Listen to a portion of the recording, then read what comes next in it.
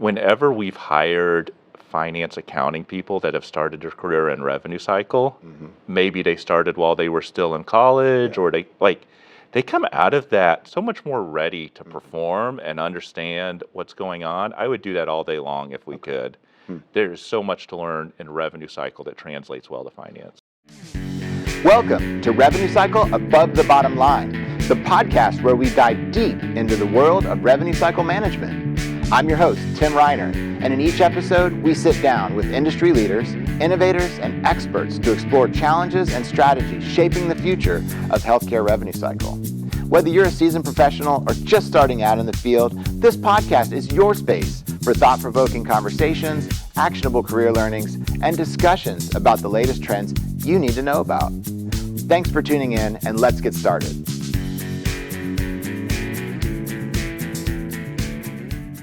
Today, I'm joined by Danny Myers, Senior Vice President of Finance for Strategic Revenue at AdventHealth.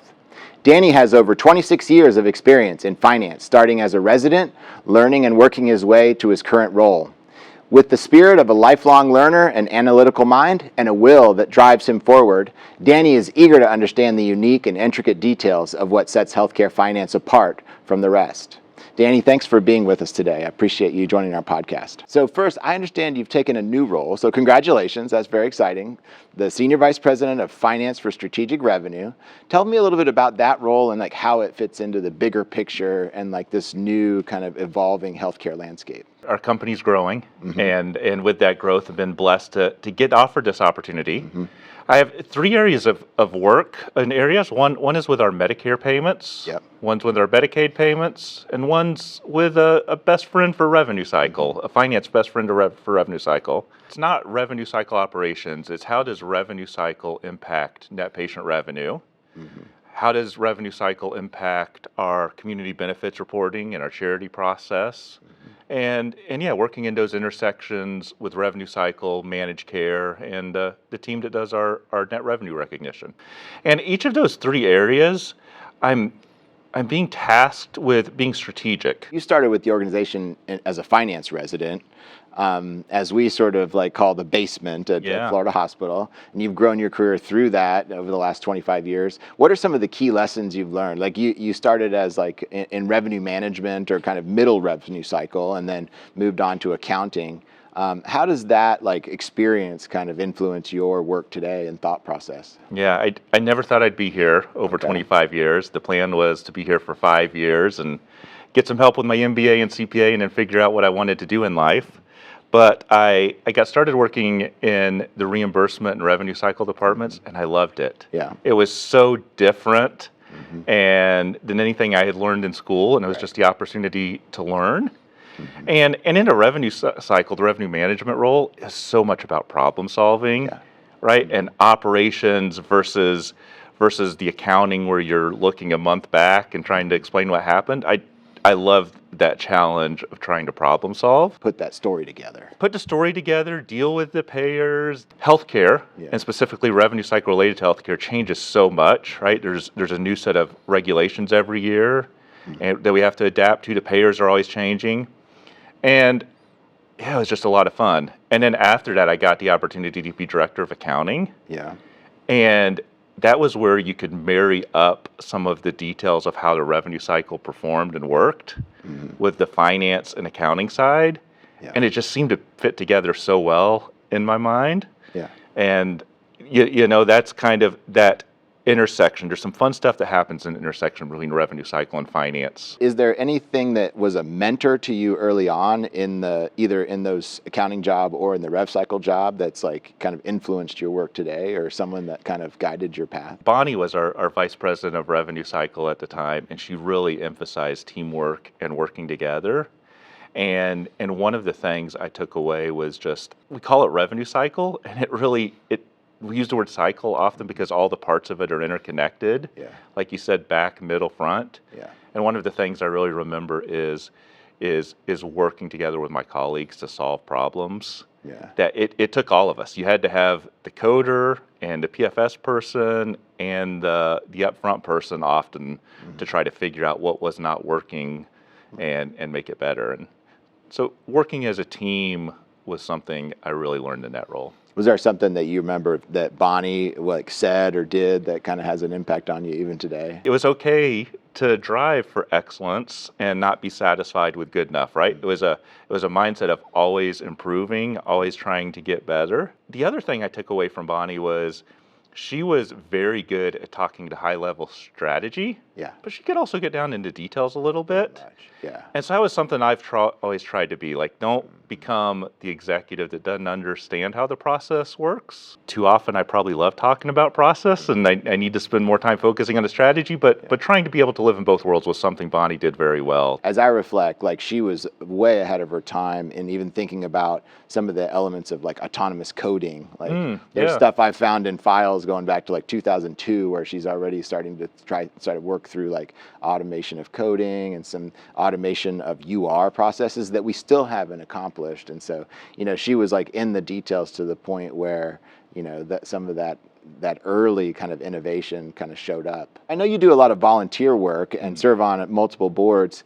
Tell me like how you make time for that with your family and like kind of what gets, what pulls at your heart about some of that work. Mission is important to me. Doing something for the community is important to me. We're blessed to work at AdventHealth, where they encourage this.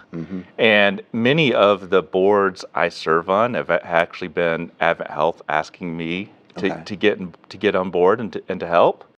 And it's a lot of fun. It's a lot of fun for a couple reasons. Number one, you meet cool people from other parts of life. You get to make those connections. A lot of nonprofits are lacking in finance and accounting experience, and even just how do you do a budget? How can you present financial statements in an easy way to a board that's not finance or accounting oriented? So there's lots of opportunity there. And then the other thing I really appreciate is, working for AdventHealth, a massive company, we have people that do a lot of the hard stuff. But when you're the sole finance person, you got to think about how much cash, how many days cash on hand you have. How are you going to invest that? I don't have a treasury department to call up and say, take care of this for me.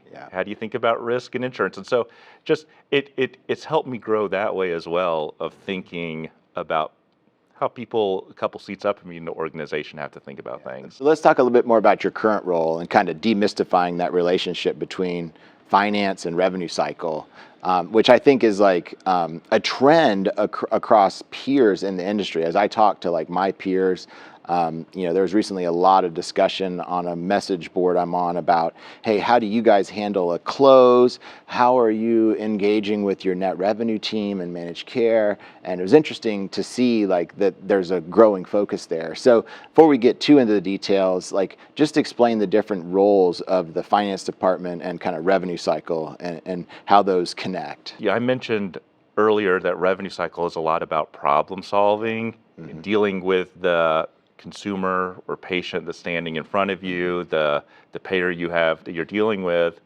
Whereas often in finance, you're either looking backwards or you're looking forwards. And so there isn't always that day-to-day urgency. Right. And so I think we approach our problems with a different perspective. I think finance is sometimes maybe a little bit more oriented towards next month and the future where we're going. And not the revenue cycle isn't, but I think it's just a much bigger deal of like I've got these issues today that need to be put out. It's just different. We use the same language, but we sometimes think about some of those language items differently. How does the revenue cycle team contribute to the financial performance in kind of that net revenue piece? Revenue cycle touches every single aspect of a patient and a patient's care. Yeah.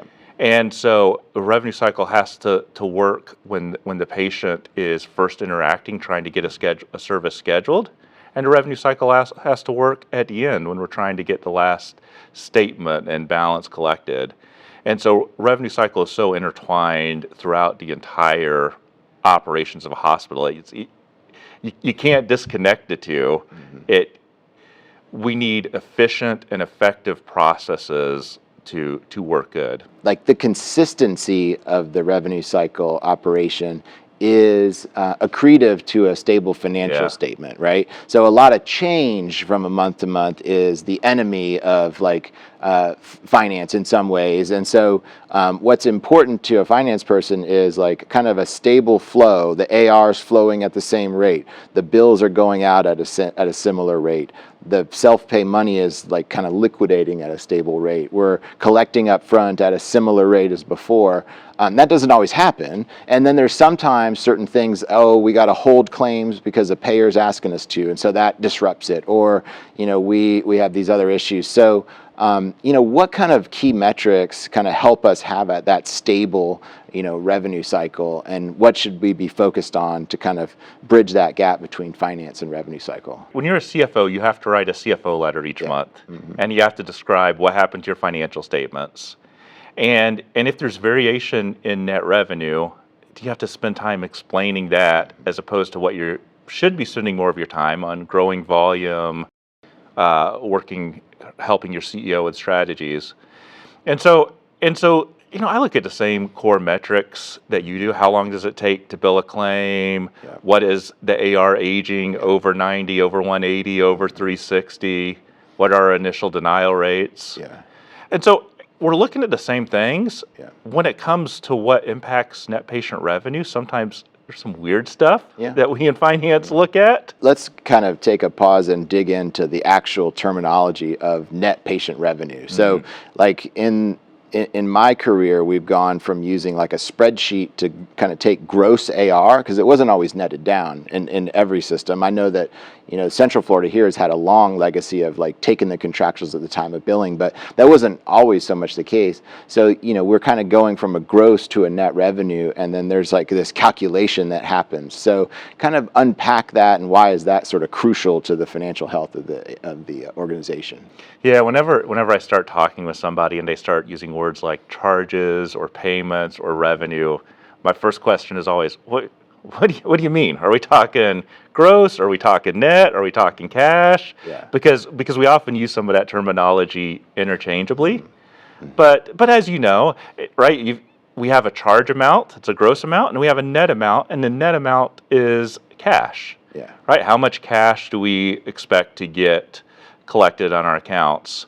And so I'm way more interested in net than gross. One of the biggest challenges is on the finance side, we have an additional allowance that you don't see in any of the revenue cycle systems and the way you manage it. And so part of our conversation is, why is finance and accounting calculating that allowance? Is it accurate? Is it not accurate? Is it painting the right picture?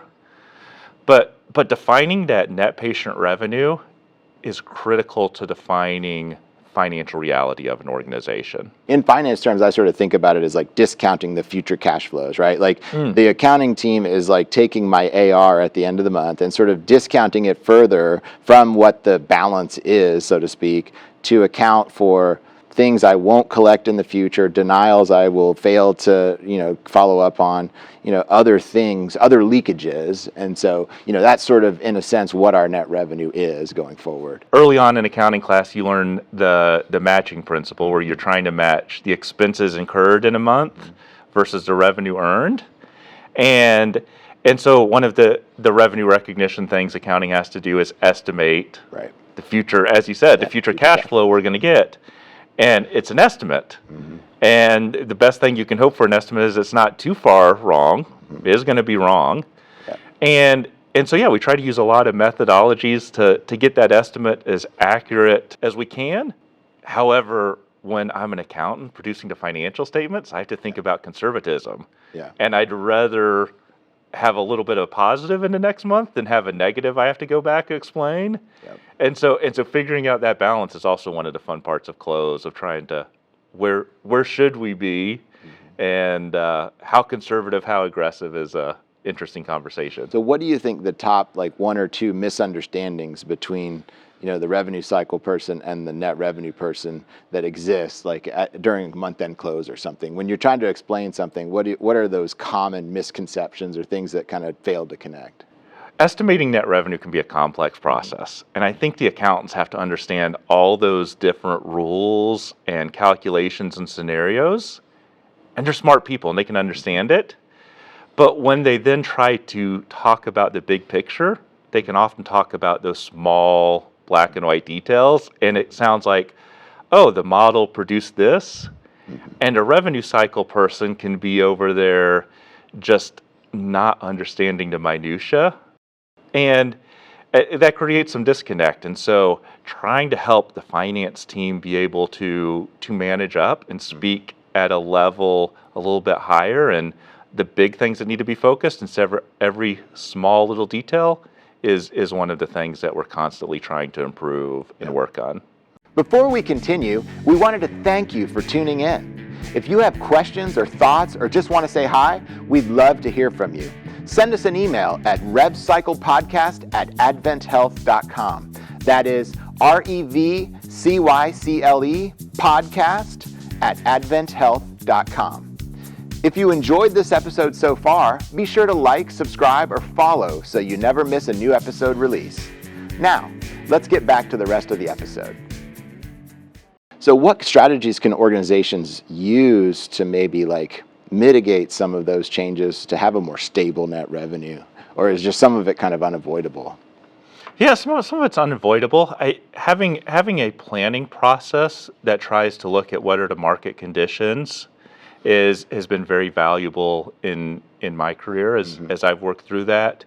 Getting both the managed care team to come in and talk to us about trends they're seeing and changes in the market, as well as other groups that are talking more about population and demographic changes, and in trying to fit those two together, along with where are the opportunities in your market, where do you not have facilities, where can you go be competitive.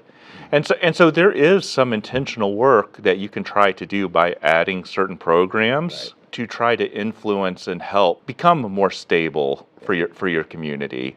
You know, the other thing about payer mix that's really interesting is sometimes when payer mix is deteriorating, that can be helpful in certain ways too. Yeah.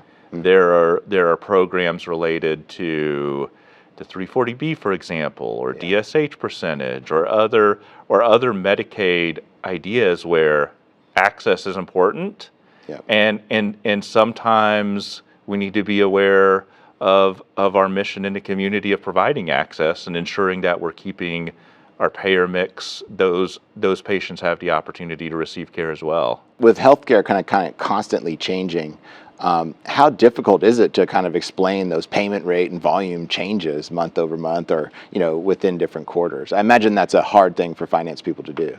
When you start in finance, you don't know the difference between an HMO or a PPO. You don't know the difference between Medicaid and Medicare. Right. It's not something we learn in school. And so a lot of our new people, we have to spend a lot of time educating what is a DRG? What is an admission, for that matter? And so that takes a little while. And there's certain things that people just don't realize. They don't realize how there is a payment disparity between the managed care and the non-managed care payers. There are different payment methodologies that you have to try to understand and learn. And whenever we've hired finance accounting people that have started their career in revenue cycle, maybe they started while they were still in college, or they come out of that so much more ready to perform and understand what's going on. I would do that all day long if we could.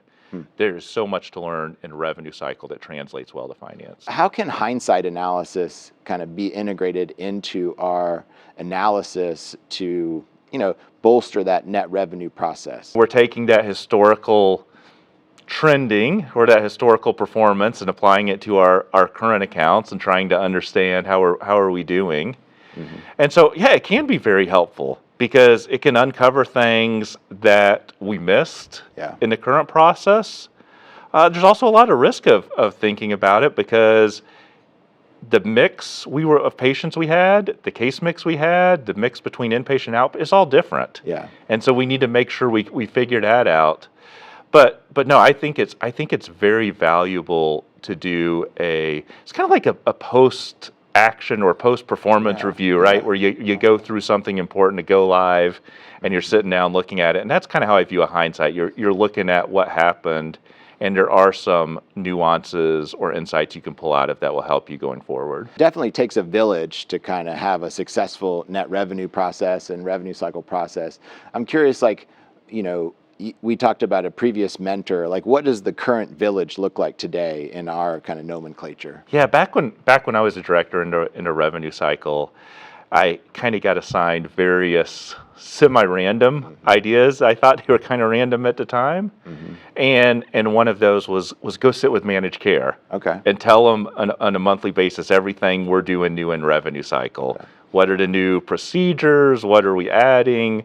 What are we struggling with? I also got assigned go sit with the finance team and tell them what's going on, and that to me was, in addition to the village of just the normal revenue cycle, really informed me of how connected all of this is to every part of an organization's performance. And so that's something that has always stuck with me, and I've tried to be that connector going forward. And so today we talked about I have a new role. My village is the people doing the cost report. Yeah. It's the people doing managed care. Yeah. It's our revenue cycle. When we set up our revenue cycle, we set up these divisional officers that go out and work with the local markets. They're part of the village. Yeah. And just leaning into all of those people and helping connect the dots and working together more as a team. We're kind of on a journey from moving from a world-class rev cycle to a preeminent faith-based, consumer-focused healthcare organization. So it's a lot. What does that mean from your perspective, and kind of how does your new role kind of plug into that or contribute to that? Being a good accountant, I want to pick the good metrics and say, right, time to bill an account, net collection ratio. Yeah. But I'm a believer that an efficient process is a good process. And I think if we keep the focus on our consumer, because our consumer runs all the way through our revenue cycle, I believe doing what makes sense for the consumer is good for finance as well. Yeah. Because you're going to try to get the authorization and get the payer code, payer status correctly. You're going to want to bill at one time, avoid denials. And so, I would just encourage us to keep learning and leaning into the consumer portion of our work. But that's where I think there's value in just having those conversations and learning more from each other and working together. And I do believe that we each can contribute to each other's areas. There's a fun segment we do where we had a previous guest kind of prepare a question for the next guest. Oh, no. So this question, it's in the neighborhood of what we talked about in the opening, which is, what's your favorite video game or board game growing up, and what is it now? There was a game called Stratego, I think. So what about those games you play now with your boys, this video game? Yeah, unfortunately, it's turned into more video games, and I can't get into Minecraft. That's just not for me, but soccer and football, although I get cooked way too often by my 5th grade son. I appreciate working with you and just bettering the strategic connection to net revenue and finance. So I look forward to continuing that. Thank you, Tim. I appreciate it, and it is fun to work together. Thanks so much for tuning in to today's episode. Make sure to like and subscribe to be notified when our next episode drops. Catch you on the next one.